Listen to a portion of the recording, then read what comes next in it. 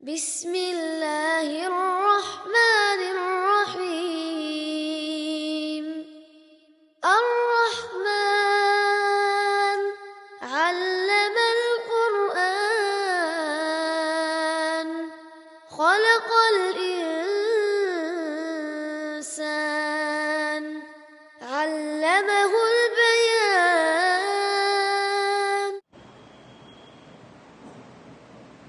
السلام عليكم ورحمة الله وبركاته. الحمد لله رب العالمين والعاقبة للمتقين والصلاة والسلام على أشرف المرسلين سيدنا محمد صلى الله عليه وسلم وعلى آله وصحبه أجمعين. أما بعد، أعوذ بالله من الشيطان الرجيم. بسم الله الرحمن الرحيم. إلا تنصروه فقد نصره الله إذ أخرجه الذين كفروا ثاني اثنين إذ هما في الغار إذ يقول لصاحبه لا تحزن إن الله معنا. قال رسول الله صلى الله عليه وسلم: المهاجر من هجر ما نهى الله ورسوله أو كما قال سيدنا حبيبنا صلى الله عليه وسلم. سبحانك لا علم لنا إلا ما علمتنا إنك أنت العليم الحكيم. لا حول ولا قوة إلا بالله العلي العظيم. அல்லாஹ்வின் நல்லடியார்களே, அல்லாஹ்வின் அருளால்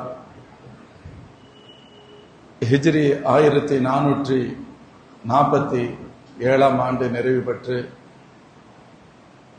கடந்த 2 தினங்களுக்கு முன்பு புதன்கிழமையிலிருந்து ஹிஜ்ரி 1440 புத்தாண்டு தொடங்கியிருக்கிறது. இஸ்லாமிய ஆண்டிற்கு ஹிஜ்ரி ஆண்டு என சொல்வோம். ஹிஜ்ரத்தை அடிப்படையாக கொண்டு கணக்கிடப்பட்டதால் அதற்கு ஹிஜ்ரி ஆண்டு என்று சொல்லப்படும். ஹிஜ்ரத்தை அடிப்படையாக கொண்டு ஹிஜ்ரி என்ற பெயர் அது வெறுமனே பெயராக இல்லாமல் மோமின்களுக்கு எப்பொழுதும் ஹிஜ்ரத்தை பற்றியும் ஹிஜ்ரத்தினால் கிடைக்கப்பெற வேண்டிய பாடங்கள் பற்றியும் நேரடியாகவும் மறைமுகமாகவும் ஒவ்வொரு வருடமும் நினைவூட்டிக் கொண்டே இருக்கிறது. ஹிஜ்ரத்தை விட பல்வேறு பாடங்களை தரக்கூடிய ஒரு வரலாற்றை நாம் இன்னொன்றை பார்க்க முடியாது. அவ்வளவு அந்த அளவிற்கு ஹிஜ்ரத் மிக முக்கியத்துவம் வாய்ந்தது. ஹிஜ்ரத்தை பற்றி பேசுகின்ற கூறுகின்ற பொழுது குர்ஆன் ஒரு வசனத்தை சொல்லும். இத் ஹுமா ஃபில் கார் இத் யகூலு லி ஸாஹிபிஹி லா தஹஸன் இன்னல்லாஹ மஅனா. இருவரும் குகையில் இருந்த பொழுது இருவரில் ஒருவர் தன் தோழருக்கு சொன்னார்கள், நீங்கள் கவலைப்பட வேண்டாம், அல்லாஹ் நம்மோடு இருக்கிறான் என்று சொன்னார்கள் என்ற வசனம். இது ஹிஜ்ரத்தின் போது அண்ணல் பெருமானார் ஸல்லல்லாஹு அலைஹி வஸல்லம் அவர்களும் சையதுனா அபூபக்கர் சித்திக் ரலியல்லாஹு அன்ஹு அவர்களும் காரே சௌர் எனும் குகையில் தங்கியிருந்த பொழுது எதிரிகள் அருகில் வந்துவிட்ட நேரத்தில் கவலையை வெளிப்படுத்திய சையதுனா அபூபக்கர் சித்திக் ரலியல்லாஹு அன்ஹு அவர்களுக்கு ஆறுதலை தந்து பெருமானார் ஸல்லல்லாஹு சொன்ன வார்த்தை இந்த வார்த்தை. ஆனால் குர்ஆன் இதை எப்பொழுது சொன்னது என்று கேட்டால், இந்த தகவலை குர்ஆன் பேசுவது என்பது உடனே சொல்லவில்லை. ஹிஜ்ரி 9ஆம் ஆண்டு இந்த வசனம் இறங்கியது. நாம் கவனமாக யோசிக்க வேண்டும் என்பதற்கு அதை சொல்கிறேன். ஹிஜ்ரத்துடைய நிகழ்வு, ஹிஜ்ரத்தின் வரலாறு, ஹிஜ்ரத்தில் நடைபெற்ற அந்த நிகழ்வை ஹிஜ்ரத்து முடிந்தவுடன் சொல்லப்பட்ட வசனம் அல்ல. இது கிட்டத்தட்ட 9 ஆண்டுகளுக்கு பின்பு இந்த வசனம் சொல்லப்பட்டது. காரணம் என்ன? 9 ஆண்டுகள் கழித்து ஹிஜ்ரத்தின் இந்த வசனத்தை, ஹிஜ்ரத் தொடர்பான இந்த நிகழ்வை அல்லாஹ் கூறுவதற்கு ஒரு மிக முக்கியமான பின்னணி காரணம் உண்டு. தபூக் யுத்தம் ஹிஜ்ரி 9 நடைபெற்றது. கேள்விப்பட்டிருப்போம். தபூக் என்பது இஸ்லாமிய வரலாற்றில் நடைபெற்ற மிக முக்கியமான யுத்தங்களில் ஒன்று தபூக். இது ஹிஜ்ரி 9 நடைபெற்றது. இந்த யுத்தத்திற்கு மற்ற யுத்தங்களோடு ஒப்பிடுகின்ற பொழுது பல வகையான வித்தியாசங்களும் உண்டு. ஒன்று, அல்லாஹ்வின் திருத்தூதர் ஸல்லல்லாஹு அலைஹி வஸல்லம் அவர்கள் பல யுத்தங்களை நடத்தியிருந்தாலும் கூட அரச படையை எதிர்த்து நடத்திய யுத்தம் இது மிக முக்கியமான யுத்தம். ஒரு பிரம்மாண்டமிக்க வல்லரசை எதிர்த்து நடத்திய யுத்தம் இந்த யுத்தம். மேலும் அன்றைய உலகின் ரோம வல்லரசு என சொல்லப்படுகின்ற பிரம்மாண்டமிக்க வல்லரசை எதிர்த்து நடத்திய யுத்தமாகவும் நீண்ட தூர பயணத்திற்கு பின்பு நடைபெறுகின்ற யுத்தமாகவும் இருந்தது. சுமார் ஏறக்குறைய மதீனாவிலிருந்து 778 மைல்கள் என்று சொன்னார் 1000 கிலோமீட்டர்களை கடந்த ஒரு மிக தூரத்தில் இருக்கக்கூடிய ஒரு இடத்தில் நடைபெற்றது. ஸல்லல்லாஹு அலைஹி வஸல்லம் பொதுவாக யுத்த நடைமுறைகளை பற்றி சொல்கின்ற பொழுது தன்னுடைய இலக்குகளை அவ்வளவு தெளிவாக சொல்ல மாட்டார்கள். நம்ம இங்க போகணும், இந்த இடம் அப்படின்னு பர்டிகுலர்லி இதுதான் பிளேஸ் அப்படின்னு சொல்வது இல்லை. ஆனால் தபூக்குடைய யுத்தத்தை பொறுத்தவரை அல்லாஹ்வின் திருத்தூதர் ஸல்லல்லாஹு அலைஹி வஸல்லம் நாம் எங்கு செல்ல வேண்டும், எத்தவர்களை எதிர்கொள்ள வேண்டும் என்பதெல்லாம் ஆரம்பத்திலேயே தோழர்களுக்கு விளக்கி சொல்லிவிட்டார்கள். மேலும் அந்த நேரம் கடுமையான கோடை காலம், வெயில் உச்சத்தில் இருந்த நிலை. பொதுவாக அரபு மன்னகத்தினுடைய வெயில் தெரியும், நமக்கே பெரிய அளவுல வெயில பார்த்து பழக்கம் இல்லாதனால தற்பொழுது அடிக்கின்ற வெயில் நம்மால் தாங்க முடியாததாக இருக்கிறது. அரபு மன்னகத்தின் வெயில், பாலைவனத்தின் அந்த புறச்சூழலில் வெளிப்படுகின்ற அந்த கடுமையான வெயில் எப்படி இருக்கு என்பதை தெரியலாம். கடுமையான வெயில் காலத்தில் யுத்தம் நடைபெறுகிறது. இன்னொரு விதத்தில் பேரித்தமிழங்கள் அறுவடைக்குரிய காலம், அந்த ஒரு நெருக்கடியான காலகட்டத்தில் அந்த யுத்தம் நடைபெற்றது. மேலும் ஒரு பிரம்மாண்டமிக்க வல்லரசை எதிர்த்து நடைபெறுகின்ற யுத்தமாக இருந்ததால் அல்லாஹ் ஜல்ல ஷான் பெருமானார் ஸல்லல்லாஹு அலைஹி வஸல்லம் வாழ்வில் இந்த யுத்தம் மிகுந்த முக்கியத்துவம் பெற்றது. எனவே அல்லாஹ்வுடைய உத்தரவு, இதற்கு எல்லோரும் செல்ல வேண்டும் என்று அல்லாஹ் சொன்னார். இன்ஃபிரு ஹிஃபாஃபம் வ திகாலன் வஜாஹிது பி அம்வாலிக்கும் வ அன்ஃபுசிக்கும் ஃபீ சபீலில்லாஹ். நீங்கள் பலகீனமாக இருந்த நிலையிலும் பலமாக இருந்த நிலையிலும், அதாவது இளைஞர்களோ முதியவர்களோ எல்லோரும் நீங்கள் புறப்பட்டு செல்லுங்கள் அல்லாஹ்வுடைய பாதையில் என்று உத்தரவிடப்பட்ட யுத்தம் இந்த யுத்தம். மேலும் இந்த யுத்தத்திற்கு ஸல்லல்லாஹு அலைஹி வஸல்லம் அதிக நிதி தேவைப்படுகிறது, அறிவிப்பு செய்கிறார்கள். கொடுத்தவர்களுக்கு பெருமானார் ஸல்லல்லாஹு அலைஹி வஸல்லம் மிக அற்புதமான சுப செய்திகளை நிதி கொடுத்தவர்களுக்கு சொன்ன யுத்தங்களில் இது ஒன்று. பெருமானார் ஸல்லல்லாஹு அலைஹி வஸல்லம் அவர்கள் இந்த கடுமையான வெயில் காலத்தில் நடைபெறுகின்ற இந்த யுத்தத்திற்காக நிதி உதவி தேடிய பொழுது சையதுனா உஸ்மான் இப்னு அஃபான் ரலியல்லாஹு அன்ஹு சொன்னார்கள், யா ரசூலல்லாஹ், நான் 100 குதிரைகள் அதற்கு தேவைப்படக்கூடிய யுத்த தளவாடங்களோடு சேர்த்து தருகிறேன். அல்லாஹ்வின் திருத்தூதர் ஸல்லல்லாஹு அலைஹி வஸல்லம் அவர்கள் அதை ஏற்றுக்கொண்டு விட்டு மேலும் அறிவிப்பு செய்கிறார்கள், வேறு யாரு தர்றது சொல்லுங்க அப்படிங்கிற மாதிரியான பொருள். மீண்டும் ஹஸரத் உஸ்மான் ரலியல்லாஹு அன்ஹு எழுந்து சொன்னார்கள், யா ரசூலல்லாஹ், நான் 100ஐ 200ஆக மாற்றிக் கொள்கிறேன், 200 குதிரைகளும் அதற்கு தேவைப்படக்கூடிய யுத்த தளவாடங்களையும் சேர்த்து நான் தருகிறேன். அல்ஹம்துலில்லாஹ். மீண்டும் ஸல்லல்லாஹு அலைஹி வஸல்லம் அறிவிப்பு செய்கிறார்கள், வேறு யார் நன்கொடை தருகின்றீர்கள்? சையதுனா உஸ்மான் பின் அஃபான் அவர்களே எழுந்து மீண்டும் சொல்கிறார்கள், நான் 300 குதிரைகளையும் அதற்கு தேவைப்படக்கூடிய யுத்த தளவாடங்கள் அனைத்தையும் சேர்த்து தருகிறேன். அதனால தான் ஹஸரத் உஸ்மான் ரலியல்லாஹு அன்ஹுக்கு மிகப்பெரிய மரியாதை அந்தஸ்தும் உண்டு. ஒரு மிகச்சிறந்த இறைநேசர். ஒரு பக்கத்துல பெரிய வசதியா இருந்தாங்க, உஸ்மானே கனி என்று சொல்லப்படுகின்றவருக்கு வசதி. ஆனா அந்த வசதி அவர்களை எந்த வகையிலும் உலகியல் ரீதியாக பாதிக்கவே இல்லை. அல்லாஹ்விற்காக, அல்லாஹ்வுடைய ரசூலுக்காக, மூமின்களுக்காக அந்த வசதிகள் அனைத்தையும் செலவு செய்வதில் தனி ஒரு அலாதியான முஹப்பத் இருந்தது. தபூக்குடைய ஹிஜ்ரி 9 மட்டுமல்ல, ஹிஜ்ரி செய்து ஆரம்பமாக சஹாபாக்கள் மதீனா ஷரீஃபிற்கு வந்த பொழுது ஒரு யூதருடைய கிணற்றில் தண்ணீர் எடுக்கிறார்கள். யூதருடைய கிணத்துல தான் தண்ணீர் எடுக்கிறாங்க, கஷ்டப்படுறாங்க, அதுக்கு காசு கட்டி தண்ணீர் எடுக்க வேண்டிய நிலை ஏற்பட்டது. ஹஸரத் உஸ்மான் ரலியல்லாஹு அன்ஹு அந்த யூதரத்துல போய் பேசினாங்க, நீங்க எனக்கு இந்த கிணறு விலைக்கு தந்துறீங்களான்னு கேட்டாங்க. விலைக்கு தந்துறீங்களா? அவர் இல்ல, அதை படி தர முடியல, எனக்கு அந்த வாய்ப்பு இல்லை அப்படின்ட்டார். ஏன்னா நல்ல சம்பாதத்தை நடந்துகிட்டு இருக்கு. உஸ்மான் ரலியல்லாஹு அன்ஹு சற்று நேரம் கழித்து அவர்கிட்ட கேட்டாங்க, இந்த கிணத்துல பாதிய விலைக்கு தரீங்களான்னு கேட்டாங்க. அவன் முதல்ல புரியல, பாதி எப்படிப்பா கிணத்துல விலைக்கு கொடுக்க முடியும் அப்படின்னு கேட்டாங்க.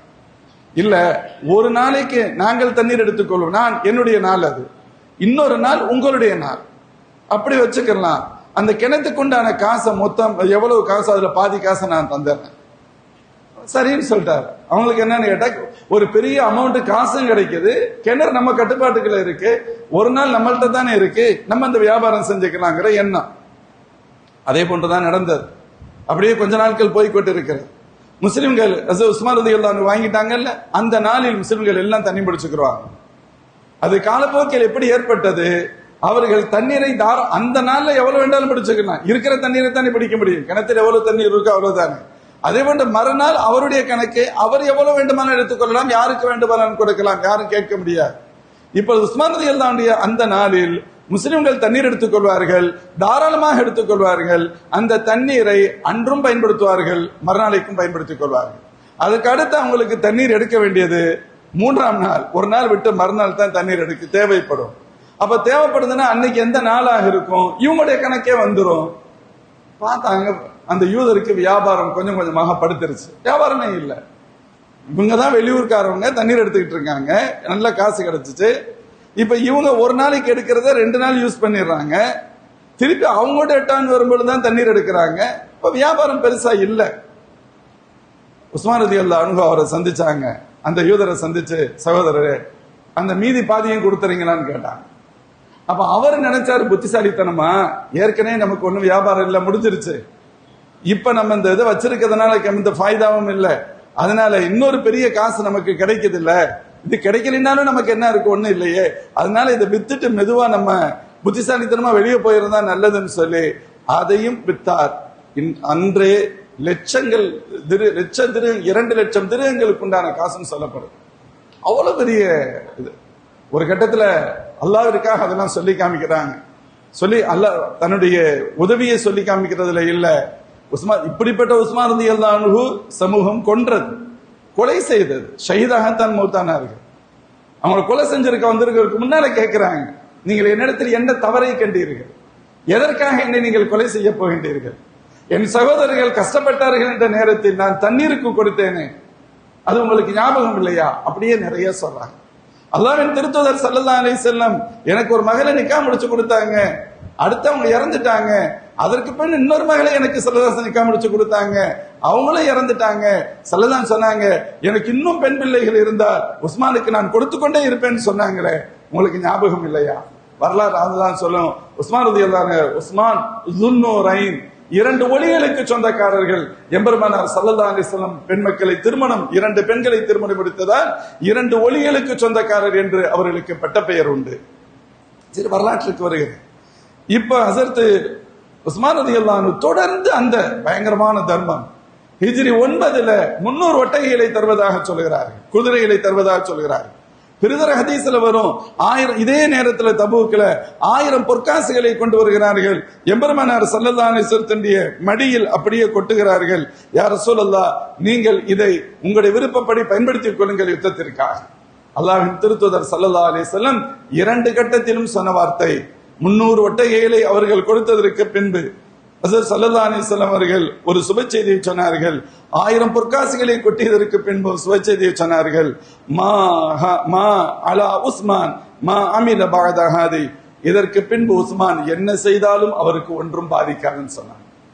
அதாவது அது லைசன்ஸ் அர்த்தம் அல்ல, அது அவருடைய அந்தஸ்தை காண்பிப்பது. பத்ர் சஹாபாக்களுக்கு சொன்ன வார்த்தைகளில் ஒன்று அது. இதற்கு பின்பு இவர்களுடைய எந்த செயலும் அவர்களுக்கு பாதிப்பை ஏற்படுத்தார், இவர்கள் சொர்க்கவாசிகள். சில சமயத்தில் யாரேனும் பத்ர் சஹாபாக்களை பற்றி ஏதேனும் ஒரு வித்தியாசமான கருத்தை சொல்ல வந்தால் அப்படி சொல்லாதீர்கள், அவர் சாஹிபு பத்ரின், அவர் பத்ருக்கு சொந்தக்காரர் என்று ஸல்லல்லாஹு அலைஹி வஸல்லம் சொல்வார்கள்.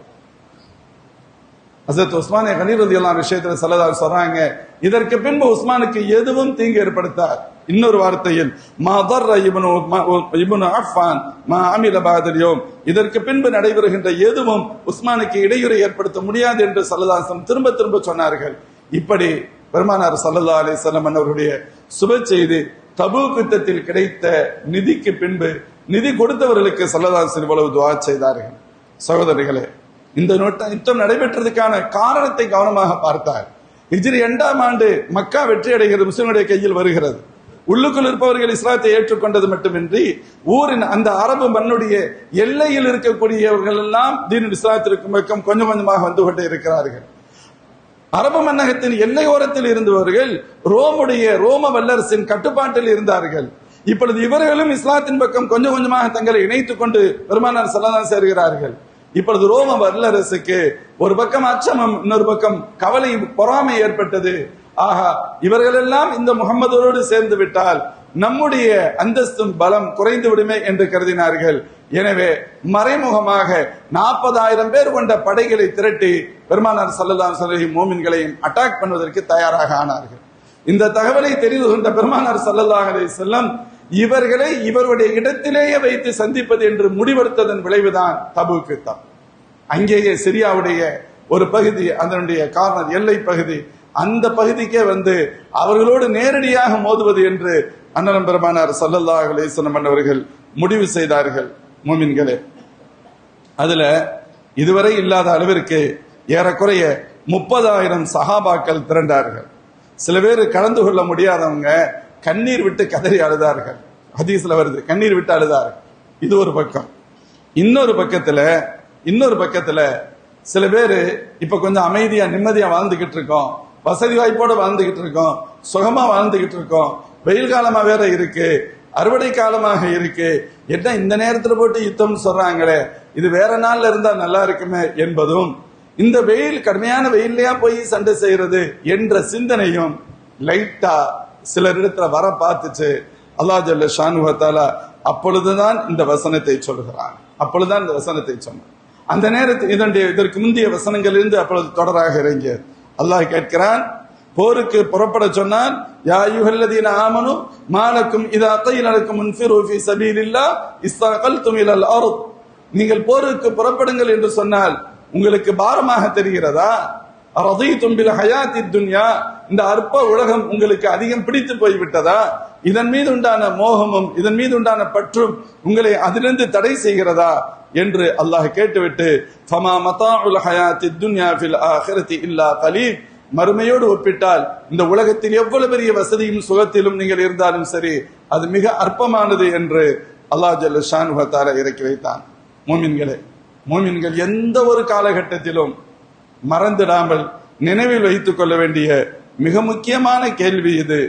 அல்லாஹ் ஒன்று, இதற்கு பொருள் என்பது யுத்தம் என்பது மட்டுமல்ல, அல்லாஹ் ரசூலும் ஒரு உத்தரவை பிறப்பிக்கின்ற பொழுது உலகத்தின் மீது உண்டான மோகம், உலகத்தின் ஆசாபாசங்கள் மீது உண்டான மோகம், உலக பொருட்கள் மீது உண்டான ஈர்ப்பு உங்களுக்கு அதை அல்லாஹ்வுடைய ரசூலுடைய உத்தரவை நிறைவேற்றுவதற்கு தடையாக இருக்கிறது என்று சொன்னால் நீங்கள் ஆபத்தில் இருக்கின்றீர்கள், சிக்கலில் இருக்கின்றீர்கள், ஏதோ தவறு செய்ய முற்படுகின்றீர்கள் என்பதில் எச்சரிக்கையாக இருங்கள் என்று எச்சரிப்பதுதான் இந்த ஆயத்துடைய நோக்கமாகும்.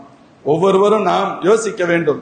நம்முடைய ஆசைகளுக்கும் விருப்பங்களுக்கும் தேவைகளும் கூட இவைகள் எல்லாம் சில நேரங்களில் தீனுக்கு அதற்கு புறம்பானதாக தெரியலாம். வட்டி வியாபாரம் செஞ்சுக்கிட்டு இருப்போம், இதை திடீர்னு விட்டுட்டா எப்படி ஆக முடியும்? தீனை விட வட்டி பெரிதாக தெரியும், அப்படித்தான் தெரியும். ஒவ்வொருத்தருக்கும் ஒவ்வொரு பிரச்சனைகள், நம்முடைய சில எண்ணங்கள், சில விஷயங்கள், இதை செய்யறது தீனுக்கு மாற்றமானதாக இருக்கும். ஆனால் அந்த நேரத்தில் அப்படியே அட்ஜஸ்ட் பண்ணிட்டு தீன ஒரு ஓரத்தில் வச்சுட்டு நம்முடைய எண்ணத்தை நிறைவேற்றுகின்ற விதத்தில் மட்டும் நாம் செய்யலாம். நம்முடைய மனைவி மக்களுடைய விருப்பம், நம்முடைய தனிப்பட்ட அபிலாஷைகள், இதற்காக அல்லாஹ் ரசூலுடைய உத்தரவுகளை சில சமயங்கள் அது நமக்கு சிரமமாக தெரியலாம். இன்னைக்கு எத்தனையோ பேர் பார்க்கிறோம், நாம் அவர்கள் அநீதியில் இருப்பது மட்டுமல்ல, நாம் அநீதிக்கு துணையாக இருக்க வேண்டும் என்று சிலர் வற்புறுத்துவார்கள். சில பேர் போதை பழக்கத்திற்கு அடிமையாக இருப்பார்கள், சில பேர் ஆபாசத்திற்கு அடிமையாக இருப்பார்கள். ஒவ்வொருவரும் ஏதேனும் ஒரு சிக்கலில் இருப்பார்கள். அந்த போதை பழக்கம் அவன் விட வேண்டும் என்ற முடிவுக்கு வந்தாலும் கூட அதை விட முடியாத அளவிற்கு அதன் மீது ஈர்ப்பவனுக்கு ஏற்பட்டிருக்கும். ஆபாசத்தின் மீது உண்டான பழக்கம், அதற்கு அவன் அடிமையாக இருப்பது, விட நினைத்தாலும் அது அவனை ஈர்த்திருக்கும், அதன் மீது ஒரு பெரிய அளவில் தாக்கம் இருக்கும். இப்ப இதை விட்டு வெளியே வர முடியாம இருப்பான். இவர்கள் உதாரணத்திற்காக பெற்றை சொல்கிறேன், ஹராமான தொழில், ஹராமான வியாபாரம், நல்ல தெரியும் ஹராம் என்று சொல்லி செய்யக்கூடாதுங்கிறது தெரியும், ஆனா இதுலதான் பெரிய பிசினஸ் இருக்கு. இன்னைக்கு பெரிய கொடுமை என்ன அப்படின்னு கேட்டா, மதுவினால் இந்த உலகம் சீரழிந்து கொண்டிருக்கிறது என்று ஒரு பக்கம் பார்த்தா, இந்த மதுவின் மிகப்பெரிய அளவில் ஈடுபட்டு இருப்பவர்கள் முஸ்லிம்கள் என்று ஒரு புள்ளி விவரம் சொல்கிறார்.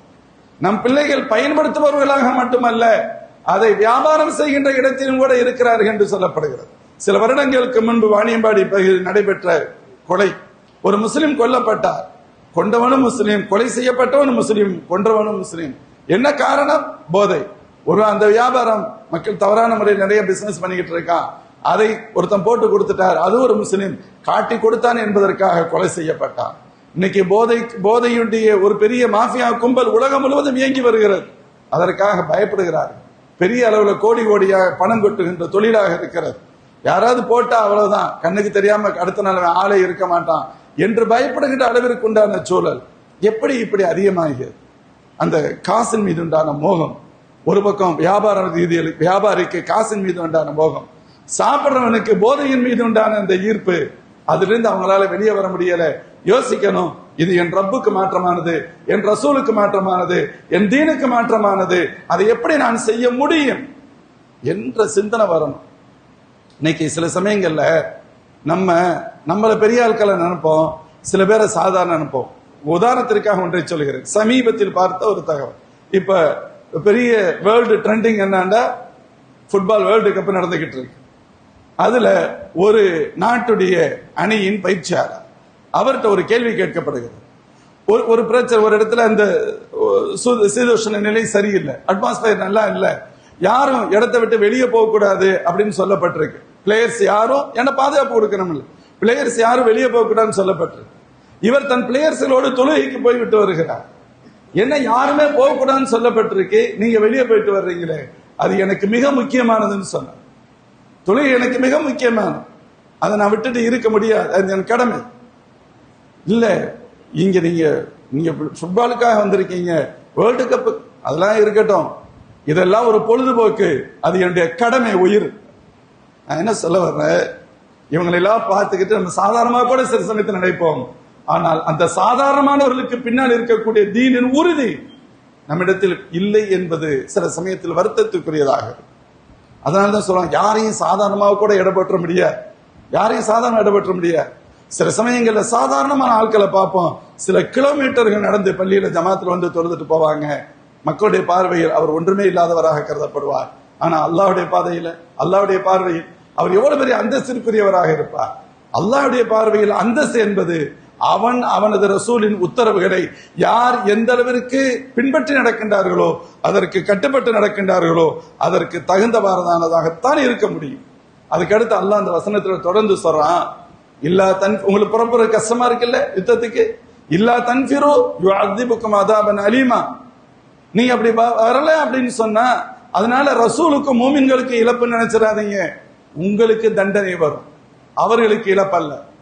இல்லா தன்ஃபிரு யுஅذிபுக்கும் அதாபன் அலீமன், நீங்கள் அப்படி அவ்வாறு அல்லாஹ்வுடைய உத்தரவுக்கு நீங்கள் ஏற்று புறப்படவில்லையானால் உங்களுக்கு தண்டனை வரும். மேலும் யஸ்தபதில் கௌமன் கைரக்கும், நீங்கள் உங்கள் அல்லாத வேறு சமூகத்தை அல்லாஹ் உங்களுக்கு பகரமாக கொண்டு வருவார். வலா ததுர்ருஹு ஷைஆ, அல்லாஹ்விற்கு நீங்கள் எத்தகைய இடையூறையும் ஏற்படுத்த முடியாது. ஒரு காரியத்தை அல்லாஹ்வுடைய ரசூல் உத்தரவு, இதை செய்யணும். உதாரணத்துக்கு தொழுகை வச்சுங்க, தொழுகணும், கரெக்டா தொழுகணும், பேணுதலாக தொழுகணும். செய்யல அப்படின்னு சொன்னா அல்லாஹ்வுக்கு நம்ம பெரிய இடையூறு ஏற்படுத்திட்டோமா? ஒரு மண்ணும் கிடையாது. அல்லாஹ் சொல்வான், இன் அஹ்சன்தும் அஹ்சன்தும் லிஅன்ஃபுசிக்கும், நீங்கள் நல்லது செய்தால் உங்களுக்கு நல்லது, ஒயின் அஸல்தும் ஃபலஹா, நீங்கள் தீமை செய்தால் உங்களுக்கு தீங்கானது.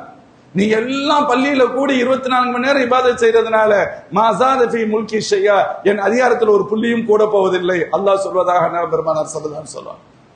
நீங்க எல்லாரும் எனக்கு மாற்றமா நடக்கிறதுனால இதே வார்த்தை வரும். நான் ரொம்ப ஈஸியா சொல்றேன், ஸல்லல்லாஹு அலைஹி ஹதீஸ குத்ஸை ரொம்ப விவரிச்சு சொல்வான்.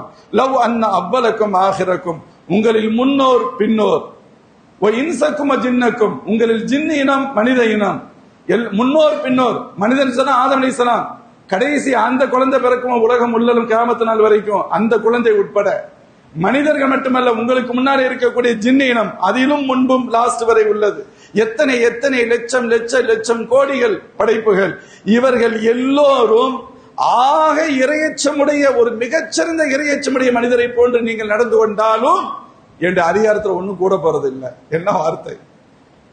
இதே வார்த்தையை திரும்பி எல்லாம் சொல்லப்படும். நீங்கள் எல்லோரும், உங்களின் முன்னோர் பின்னோர், மனித இனம் ஜின் இனம் எல்லாம் ஒன்று சேர்ந்து ஆக மோசமான ஒருவனை போன்று நீங்கள் எல்லோரும் நடந்து கொண்டாலும் மா நகஸமி முல்கி ஷைஆ, எனது அதிகாரத்தில் எதுவும் குறைய போவதும் இல்லை. அப்போ ஒரு கொஸ்டின் வரும், அப்ப போல இபாதத் போல கஷ்டம் எதுக்கு, ஏன் செய்யணும்? அல்லாஹ்வுடைய அந்தஸ்தை கூட்டுறதுக்கு இல்ல. அவன் அந்தஸ்து எப்பொழுதுமே உயர்வானதுதான். அவனுடைய அந்தஸ்தை யாரும் குறைக்க முடியாது. இதுக்குத்தான் அல்லாஹ் சூரத்து பனி இஸ்ராயில் வசனத்தில் நான் மேலே சொன்ன வசனம் பதில் சொல்கிறது, நீ உங்களை நல்லதை செய்ய சொல்வது அது உங்களுக்கானது. இன் அஹ்சன்தும் அஹ்சன்தும் லிஅன்ஃபுஸிக்கும், நீங்கள் நல்லது செய்தால் உங்களுக்கு நல்லது, நீங்கள் தீமை செய்தால் உங்களுக்கு தீமை. அத அல்லாஹ் இங்கே சொல்றான், யுத்தத்திற்கு நீங்கள் வரவில்லையானால் அல்லாஹ்விற்கு இடையூறு ஏற்படுத்த நினைக்காதீங்க. அல்லாஹ்விற்கு ஒரு இடையூறும் இல்லை, ஆனால் உங்களுக்கு தண்டனை வரும், அல்லாஹ்வுடைய கோபம் இறங்கும். இரண்டாவது, அல்லாஹ் உங்களையே மாற்றி விடுவான், உங்களுடைய இடத்துல வேறொரு ஆளை கொண்டு வருவான். என்ன வார்த்தை, கடுமையான வார்த்தை. இந்த ஆயத்திற்கு விரிவுரை எழுதுகின்ற பொழுது குர்ஆன் ஷரீஃபின் விரிவுரையாளர்கள் சையதுனா இப்னு அப்பாஸ் ரலியல்லாஹு அன்ஹு ஒரு விளக்கம் சொல்கிறார்கள். அல்லாஹ் எப்படி தண்டிப்பான் அப்படிங்கிறதுக்கு, அம்சகல்லாஹு அன்ஹுமல் குதுர் ஃபகான அதாபஹும், முதலில் அல்லாஹ் மழையை நிறுத்தி விடுவான், அது அவர்களுக்கு தண்டனையாக மாறிவிடும். இன்னைக்கு நம்ம அதை அனுபவிச்சுக்கிட்டு இருக்கோம். மழை நிறுத்தப்படுவது தண்டனையாக மாறிவிடும், அடிக்கிற வெயில சற்று கூடுவது தண்டனையாக மாறிவிடும், அடிக்கின்ற குளிரை சற்று அதிகப்படுத்தினால் அதுவே தண்டனையாக. ஒன்னும் செய்ய வேண்டியதில்லை. புதுசு புதுசா பிரமாண்டமிக்க தண்டனைகளை கொண்டு வந்து நிறுத்த வேண்டும் என்ற அவசியம் அல்லாஹ்விற்கு இல்லை. அல்லாஹ் தருகின்ற விஷயத்திலேயே சற்று கூடுதல் குறைவை ரப்பு செய்தால் நம்மால் தாங்க முடியாமல் போகும் என்பது நான் மிக முக்கியம். அதே போல எந்த பதவிக்கு எந்த மோகத்திற்கு ஆசைப்பட்டு நாம் அப்படி நடந்து கொள்கின்றோமோ அல்லாஹ் அதை எடுத்து நம்மிடமிருந்து இன்னொருவருக்கு கொடுத்து விடுவான். இந்த காசு பணத்துக்காகத்தானே இவ்வளவு பிரச்சனை, இந்த வியாபாரத்துக்கு தானே உனக்கு இவ்வளவு இது, இந்த மனைவி மக்களுக்காகத்தானே இவ்வளவு இது. அல்லாஹ் என்ன சொல்ல, அப்படியே உள்டாவ மாத்தி விட்டால் நீண்ட நேரம் ஆகாது. அது ரொம்ப எச்சரிக்கைக்குரிய. அல்லாஹ் உங்களை வேறொரு சமூகம் உங்களுடைய இடத்தில் இன்னொரு ஆளை கொண்டு வருவான். நீ ஆட்சி அதிகாரம் இது பத்திரமா இருக்கணும்னு நினைப்பீங்க, இன்னொரு ஆட்சியாளர் அல்லாஹ் கொண்டு வருவான். இந்த கோடி கோடியா இருக்கு, நான் ரொம்ப ரொம்ப சேஃபா இருக்குன்னு நினைப்பீங்க, நீ எங்கேயோ போயிருவ, இந்த கோடிக்கு இன்னொருவன் அதிபதியாக வருவான். என்ன செய்ய முடியும் உங்களால்? இப்படிப்பட்ட தண்டனைகள் வரும். இதற்கு அடுத்து தான் அல்லாஹ் ஜல்ல ஷானுஹு தஆலா சொல்கிறான், நீங்கள் அல்லாஹ் ரசூலுடைய உத்தரவுக்கு நீங்கள் கட்டுப்பட்டு நடப்பீர்களே ஆனால் உங்களுடைய உதவிகளே இல்லையானாலும் அல்லாஹ்வுடைய உதவி கிடைக்கும். அதைத்தான் அல்லாஹ் சொன்னான், இல்லா தன்சுரு, நீங்கள் உதவி செய்யவில்லையானால், நீங்க யாரும் உதவி செய்ய முடியலன்றோட வச்சுக்கங்க, ஃபகத் நஸரஹுல்லாஹ், அல்லாஹ் உதவி செய்தான் அப்படின்னு அல்லாஹ் அந்த பத்ருடைய காரே சௌருடைய வரலாற்றை அல்லாஹ் இப்பொழுதுதான் சொல்கிறான். இது அஹ்ரஜவுல்லதீன கஃபரு, இறை மறுப்பாளர்கள் அந்த மாமனிதர்களை வெளியேற்றிய பொழுது, நிர்பந்தத்தை ஏற்படுத்திய பொழுது, சானியஹுமா இதுஹுமா ஃபில் கார், சானியஸ்னைன் இதுஹுமா ஃபில் கார், இரண்டில் இரண்டாம் அவர் அல்லாஹ் சொல்றா. ஒன்னு அபூபக்கர் சையதுனா ஸல்லல்லாஹு அலைஹி வஸல்லம், இன்னொன்று சையதுனா அபூபக்கர் சித்திக் ரலியல்லாஹு அன்ஹு. ரெண்டுல இரண்டாம் அவர், ரெண்டு பேரும் உள்ள இருக்காங்க, எதிரிகள் வந்துட்டாங்க. சையதுனா அபூபக்கர் சித்திக் ரலியல்லாஹு அன்ஹு கவலைப்படுறாங்க. அவங்க எப்பவும் பயப்படல, அதனால பயப்படாதீங்கன்னு சொல்லல பெருமானார், பயப்படாதீங்கன்னு சொல்ல, கவலைப்படாதீங்கன்னு சொன்னாங்க. அவர்களுக்கு தங்களை பற்றி இருந்தால் பயம், பெருமானாருக்கு இடையில் ஏற்பட்டுடுமோ என்ற கவலை, அதான் அவங்களுக்கு பிரச்சனை. நபிக்கு ஏதாவது கஷ்டம் வந்துடுமோன்னு கவலைப்படுறாங்க. ஸல்லல்லாஹு சொல்றாங்க, கவலைப்படாதீங்க, அல்லாஹ் நம்மோடு இருக்கிறார், நீங்க எதுக்கு கவலைப்படணும், நீங்க எதுக்கு கவலைப்படணும், நம்ம என்ன ரெண்டு பேரா இருக்கிறோம், அல்லாஹ் இருக்கிறான் நம்மோட. அல்லாஹ்வின் திருத்தூதர் ஸல்லல்லாஹு சொன்னாங்க, அல்லாஹ் இந்த தகவலை இங்கு பதிவு செய்கிறான், அல்லாஹ் உதவி செய்தான் அவர்களுக்கு. நீங்கள் உதவி செய்ய முடியாத நிலை, உங்களுடைய ராணுவம் உங்களுடைய எதுவுமே பலிக்காத போது, அல்லது எதையும் நீங்கள் செய்ய முடியாத போது கூட அல்லாஹ் ரசூலுக்கு கட்டுப்பட்டு நடப்பீர்களே ஆனால் அல்லாஹ்வுடைய கைபி மதத், மறைமுகமான உதவிகள் கிடைக்கும். இந்த உதவி கிடைத்த பொழுதுதான் அந்த இரண்டில் இரண்டாம் அவர் ஸல்லல்லாஹு அலைஹி வஸல்லம் சொன்னார்கள், கவலைப்படாதீங்கன்னு சொல்றாங்க. அல்லாஹ் சொல்லிட்டு சொல்றான், இப்படி சொல்கின்ற துணிவு எப்படி வரும், அந்த நேரத்தில் எப்படி கிடைக்கும். ஃபஅன்ஸலல்லாஹு ஸகீனதஹு அலைஹி வஅய்யதஹு பிஜுனூதின் லம் தரவுஹா, அந்த உணர்வு வருகின்ற அளவிற்கு அல்லாஹ் அவர்கள் மீது சக்கீனா எனும் அமைதியை இறக்கினான். படபடப்பு இல்ல, டென்ஷன் இல்ல, பயம் இல்ல, எதுவும் இல்ல, ரிலாக்ஸா இருக்கக்கூடிய நிலையை ரப்பு ஏற்படுத்தினான். வஅய்யதஹு பிஜுனூதின் லம் தரவுஹா, நீங்கள் பார்க்காத படையை கொண்டு அல்லாஹ் அவர்களுக்கு உதவி செய்தான். வரலாறு எழுதும் ஆச்சரியமாக இருக்கும். பொதுவாக அல்லாஹ்வுடைய உதவி ஸல்லல்லாஹு அலைஹி வஸல்லத்துக்கு காரே சௌர்ல எப்படி கிடைச்சிச்சுங்கிறத குர்ஆனுடைய விரிவுரைகள் ஆச்சரியமாக சொல்லும். ஸல்லல்லாஹு அலைஹி வஸல்லம் மதீனாவிற்கு எதிரி திசையில் இருக்கக்கூடிய சௌருக்கு போறாங்க, அங்க 3 நாள் தங்குறாங்க. எதிரிகள் எங்கெங்கெல்லாம் தேடி விட்டு கடைசியில் அந்த பகுதிக்கு வந்துடுறாங்க. அங்கே 2 உமையத் பின் கலஃப். உமையத் பின் கலஃப் தான் அந்த பகுதியின் தேடுதல் பொறுப்பாளர் நியமிக்கப்பட்டான். உமையத் பின் கலஃப் ரொம்ப ஆபத்தான ஆள், உடம்பு கொஞ்சம் குண்டு, அதனால மலையில ஏற முடியல, ஏற கஷ்டமா இருக்கு. 2 அடிமையில கொண்டு வந்திருந்தான், 2 பேரும் அனுப்பி விட்டான். மேல போய் அது பழைய குகை, அந்த குகையும் பார்த்துட்டு வாங்கன்னு சொல்லித்தான் அனுப்புனான். நல்லா கேளு, மேல போய் சவுறு குகையை பார்த்துட்டு செக் பண்ணிட்டு வாங்கன்னு சொல்லித்தான் அனுப்புறான். அது வரைக்கும் போயிட்டு வந்துருங்க. 2 பேர் ஏறினானுங்க, 2 அடிமைகள். அதுல ஒரு நபர் அவனால முடியல, டே நீ மட்டும் போயிட்டு வந்துரு அப்படின்னு அவன் ஒரு இடத்துல நின்றுட்டான், ஒரு குறிப்பிட்ட தூரத்துல.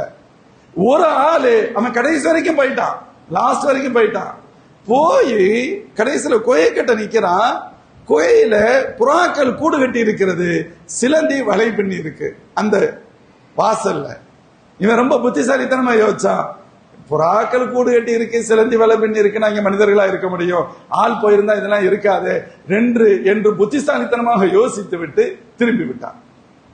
அல்லாஹ் தான் சொல்றான், அல்லாஹ் பாதுகாக்க வேண்டும் என்று நாடிவிட்டால் பிரம்மாண்டமிக்க ஆயுதங்கள் தேவையில்லை, மென்மையான சில பொருட்களை கொண்டு கூட அல்லாஹ் சிலந்தி வலை போதும் ரப்பு பாதுகாப்பது. வன்னல் ஹமாம வல்லன்னல் அன்கபூத அலா கைரில் பரியத்தி லம் தன்சுஜ் வலம் தஹும் விகாயத்துல்லாஹி அகனத முதாஅஃபத்தின் மினத் துருஇ வ அன் ஆலிம் மினல் உதும்.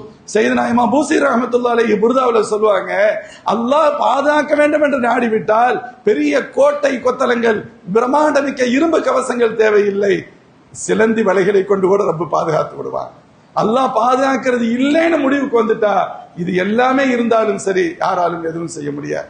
கடைசியில் பார்த்தாங்க இது ஒண்ணுமே இல்லை, இங்க எப்படி இருக்க முடியும்னு போயிட்டான். கீழே வந்தானே அந்த அடிமை இன்னொரு இடத்துல சந்திச்சிருப்பாங்க, அவன் என்ன நடந்துச்சுன்னு கூட கேட்கல, சரி வா போகலாம், களைச்சு போயிட்டாங்க. அதனாலதான் அல்லாஹ்வுடைய ஏற்பாடு ஸல்லல்லாஹு அலைஹி வஸல்லம் ஆப்போசிட் திசையில், மதீனாவுக்கு போற திசையில இல்ல, ஆப்போசிட் டைரக்ஷன் உண்டான சவுருக்கு அல்லாஹ் அனுப்புனது. தேடி தேடி 3 நாள், 3ஆவது நாள் இது நடக்குது, களைச்சு போயிட்டாங்க. அதனால திரும்பி வந்தவன்ட்ட என்னப்பா போனியே இங்க என்ன ஆச்சுன்னு உடனே கேட்கல, சரி வா வந்துட்டு இல்ல கூலிக்கு மாரடிக்கணும். 2 பேரும் கீழே போயிட்டாங்க. 2 பேரும் கீழே போனதுக்கு பின்னாடி உமையத் பின் கலஃப சந்திக்கிறாங்க எஜமானனை. அவன் கேட்கிறான் என்ன நடந்துச்சு போச்சு, நீ எப்படி இது பண்ண? இவன் சொன்ன, நான் மேல வரைக்கும் போயிட்டேன், குகையுடைய வாசலை பார்த்தேன், அது புறாக்கள் கூடு கட்டி இருந்துச்சு, சிலந்தி வலை பின்னி இருந்துச்சு, நான் பார்த்துட்டு வந்துட்டேன் அப்படின்னு சொன்னான். அப்ப இந்த கூட இருந்த இன்னொரு அடிமை சொல்றான், நீ அந்த புறாக்கள் கூட உடைச்சு உள்ள போய் பாத்தியா, சிலந்தி வலையை நீ நீக்கிட்டு போய் பாத்தியான்னு கேட்டான். அப்ப கேக்குறான், அல்லாஹ் பாருங்க உமையத் பின் கலஃப் சொல்றான், அடப்பாப்பா நீ அது எவ்வளவோ பெருமான் இந்த முகமது பிறக்கிறதுக்கு முன்னாலேயே இங்க புறாக்கள் கூடு கட்டும், அது எப்பவுமே இங்க சிலந்தி வலை தான் இருக்கும். அல்லாஹ் யாருடைய வாயிலிருந்து என்ன சொல்ல வைக்கிறான் பாருங்க. அல்லாஹ் நாடினால் பாதுகாப்புகள் இப்படி கிடைக்கும் அப்படின்னு சொல்லுவான். சரி, வரலாறு சொல்றது நோக்கம் என்ன அப்படின்னு கேட்டா, அல்லாஹ் ஜல்ல ஷானுஹு வ தஆலா இத்தகைய பாதுகாப்பை தந்தார். எதற்கு பின்பு? அல்லாஹ் ரசூலுடைய உத்தரவை நிறைவேற்றியதற்கு பின்பு, அல்லாஹ்விற்காக தியாகம் செய்ததற்கு பின்பு, அல்லாஹ்விற்காக அர்ப்பணிப்புகளை செய்ததற்கு பின்பு. அவ்வளவு அல்லாஹ் ஸல்லல்லாஹு எதுக்கு அவ்வளவு கஷ்டம், சஹாபாக்கள் எதுக்கு அவ்வளவு கஷ்டப்படணும்? அல்லாஹ் ரசூலுடைய உத்தரவை சொன்னாங்க, அதனாலதானே இந்த துன்பம். இது அல்ல, எத்தனை துன்பங்கள் கொடுத்தாலும் ஏற்றுக்கொள்வோம் என்ற முடிவுக்கு வந்து ரப்பின் உத்தரவை நிறைவேற்றுகின்ற பணியில் அல்லாஹ்வின் திருத்துதர் ஸல்லல்லாஹு அலைஹி வஸல்லம் அவர்களும் தோழர்களும் இருந்ததால் அல்லாஹ் ஜல்ல ஷானுஹு வ தஆலா அவர்களுக்கு இத்தகைய பிரம்மாண்டமிக்க உதவிகளை, பாதுகாப்பை அல்லாஹ் ஜல்ல ஷானுஹு வ தஆலா ஏற்படுத்தினார். அல்லாஹ் இதைத்தான் இங்க ஞாபகப்படுத்தி சொல்றான், நல்லா தெரிஞ்சுக்கங்க. இப்ப ஹிஜ்ரத் முடிஞ்சு 9 வருஷம் ஆயிருச்சு, மக்கா வெற்றி அடைஞ்சு உங்க கையில வந்துருச்சு, கொஞ்சம் வசதி வாய்ப்பான வாழ்க்கைகள் இருக்கு, இப்படி இருக்குங்கிறதுனால அல்லாஹ் ரசூலுடைய உத்தரவை அட்ஜஸ்ட் பண்ணிட்டு போயிடலாம் அப்படின்னு நினைக்காதீங்க. ஒருபோதும் அப்படி நினைச்சீங்கன்னா ஆபத்துல சிக்கிடுவீங்க. எப்பொழுதும் அல்லாஹ் ரசூலுடைய உத்தரவுகளை நிறைவேற்றுங்கள். அல்லாஹ் ரசூலுடைய உத்தரவுகளை நீங்கள் நிறைவேற்றும் பட்சத்தில் நீங்கள் பலகீனமானவர்களாக இருந்தாலும் அல்லாஹ்வுடைய உதவி கிடைக்கும். நீங்கள் பலமிக்கவர்களாக இருக்கிறோம் என்ற எண்ணம் ஏற்படுமானால் அல்லாஹ்வுடைய கோப பார்வை கிடைக்கும் என்பதை அல்லாஹ் ஜல்ல ஷானுஹு வ தஆலா இந்த வசனத்தின் வழியாக நிறைவேற்றுவதற்காகவே கிட்டத்தட்ட 9 ஆண்டுகளுக்கு பின்பு அல்லாஹ் இந்த வசனத்தை இறக்கி தருகிறான். முஃமின்களே, நாம் பெறுகின்ற வரலாறுகள் விரிவானதாக இருந்தாலும் நாம் பெறுகின்ற பாடம், ஹிஜ்ரத் நமக்கு தரக்கூடிய பாடம் அல்லாஹ் ரசூலுடைய உத்தரவுகளுக்கு சதா எப்பொழுதும் கட்டுப்பட்டு நடக்க வேண்டும். அதற்கே முன்னுரிமையும் முக்கியத்துவமும் கொடுக்க வேண்டும். அது நமக்கு எதிரானதாக தோன்றினாலும் சரி, நம்முடைய நன்மைக்கு, நம்முடைய எதிர்காலத்திற்கு, நம்முடைய வசதிக்கு, நம்முடைய மரியாதைக்கு, நம்முடைய சுகபோகத்திற்கு, நம்முடைய மனோ இச்சைக்கு எதிரானதாக இருந்தாலும் சரி, அல்லாஹ் ரசூலுடைய உத்தரவுகளுக்கு முக்கியத்துவம் கொடுக்க வேண்டும். அதுதான் உங்களுக்கு உண்மையான பாதுகாப்பையும் வெற்றியையும் தரும். அதற்கு எதிர் மனநிலை அது ஆபத்தை தான் தரும் என்பதுதான் இது தருகின்ற பாடம், ஹிஜ்ரத் தருகின்ற பாடம். எல்லாம் அல்ல அல்லாஹ் ஜல்ல ஷானுஹு வ தஆலா நாம் இப்பொழுது நமக்கு பிறந்திருக்கக்கூடிய இந்த 1442 புத்தாண்டு ஹிஜ்ரத்தின் தத்துவங்கள் அனைத்தையும் வெற்றியடையும் ஆண்டாக அல்லாஹ் ஜல்ல ஷானுஹு வ தஆலா ஏற்படுத்தி தருவானாக. மேலும் இந்த ஹிஜ்ரி தொடக்கம் முஹர்ரம் மாதம், முஹர்ரம் மாதத்தின் 10ஆம் நாள் ஆஷுரா நாள் என்று சொல்வோம். அதனுடைய 9ஆம் நாளை தாசுஆ எனும் நாள் என சொல்வோம். இந்த நாளில் மிக முக்கியமான அமல்கள் நோன்பு வைப்பது, பிறை 10, 9, 10 நோன்பு வைப்பது, வரக்கூடிய வியாழன் மற்றும் வெள்ளிக்கிழமை. இன்னைக்கு 10ஆம் நாள் 2ஆம் நாள் நோன்பு வச்சிருப்போம். வரக்கூடிய வியாழனும் வரக்கூடிய வெள்ளியும் 2 நாட்கள் முஹர்ரம் மாதத்தின் பிறை 9 மற்றும் 10ஆம் நாள். இது மிக முக்கியமாக நோன்பு வைக்கக்கூடிய நாள். இன்ஷா அல்லாஹ் அதற்கான காரணங்கள், விளக்கங்களை நாம் வேறு சந்தர்ப்பங்களில் குறிப்பிடுகிறேன். அதே சமயத்தில் இன்னொரு 10ஆம் நாள் வேறு ஒரு காரணத்தை கொண்டு பல்வேறு தவறுகள் நடைபெறக்கூடிய ஒரு நாளாகவும் இருக்கிறது. முஹர்ரம் பிறை 10 ஷியா முஸ்லிம்கள் சில காரியங்களை செய்வார்கள். அது நமக்கு எந்த வகையிலும் உடன்பாடானது அல்ல, ஒப்பானது அல்ல. அல்லாஹ்வின் திருத்தூதர் ஸல்லல்லாஹு அலைஹி வஸல்லம் மீது உண்டான, குடும்பத்தின் மீது உண்டான முஹப்பத்தில் செய்கிறோம் என்று சொல்லப்பட்டாலும் அது அனுமதிக்கப்பட்டது அல்ல. ஸல்லல்லாஹு அலைஹி வஸல்லம் குடும்பத்தினரை நேசிப்பது தார்மீக கடமை, அதில் மாறுபட்ட கருத்தை இல்லை. ஆனால் அதற்காக தங்களுடைய மனம் போன போக்கில் தங்களை காயப்படுத்திக் கொள்வதோ, தீமிதிப்பதோ, சில அநாரியமான செயல்களில் ஈடுபடுவது என்பது எந்த வகையிலும் சுன்னத் வல் ஜமாஅத்திற்கு துளியளவும் உடன்பட்டது இல்லை என்பதை தெரிந்து கொள்ள வேண்டும். நமக்கு அனுமதிக்கப்பட்டது பிறை 9, 10 நோன்பு. ஆனால் இது வேறு காரணம், அது வேறு காரணத்தால் வரக்கூடிய, வரலாற்றை அடிப்படையாக அது வேறு சூழலில் ஏற்படக்கூடிய இன்ஷா அல்லாஹ் மிக முக்கியமான சுன்னத்தான நோன்பு. ஸல்லல்லாஹு அலைஹி சொல்வாங்க, அந்த ஆஷுராவுடைய நோன்பை நீங்கள் வைக்கின்றீர்கள் என்று சொன்னால் முந்திய ஒரு வருடத்தின் பாவங்களை எல்லாம் அல்லாஹ் மன்னித்து விடுவான் என்று நான் கருதுகிறேன் என்று ஸல்லல்லாஹு அலைஹி சொல்லும் ஹதீஸ் முஸ்லிம் ஷரீஃபில் இடம்பெறும். மேலும் புகாரி ஷரீஃபில் ஹதீஸ் வருகிறது, ஸல்லல்லாஹு அலைஹி ரமலானுக்கு அடுத்தபடியாக இந்த நோன்புக்கு கொடுக்கக்கூடிய முக்கியத்துவத்தை வேறு எதற்கும் கொடுத்தது இல்லை என்று அறிவிக்கக்கூடிய ஹதீஸ், அப்துல்லா பின் அப்பாஸ் ரலியல்லாஹு அறிவிக்கும் ஹதீஸ் புகாரி ஷரீஃபில் இடம்பெறுவதை நாம் பார்க்க முடியும். எனவே கண்ணியத்திற்குரிய மோமின்களே, வரக்கூடிய வியாழன், வெள்ளி, ஆஷுராவுடைய அந்த புனித நோன்பையும் நாம் நோக்க முயற்சிக்க வேண்டும். பெண்களுக்கு நாம் வீடுகளில் சொல்ல வேண்டும். வல்ல ரஹ்மான் தௌஃபீக் செய்வானாக. வாஹிர் தவானா அல்ஹம்துலில்லாஹி ரப்பில் ஆலமீன். அஸ்ஸலாமு அலைக்கும் வரஹ்மத்துல்லாஹி வபரகாத்துஹு.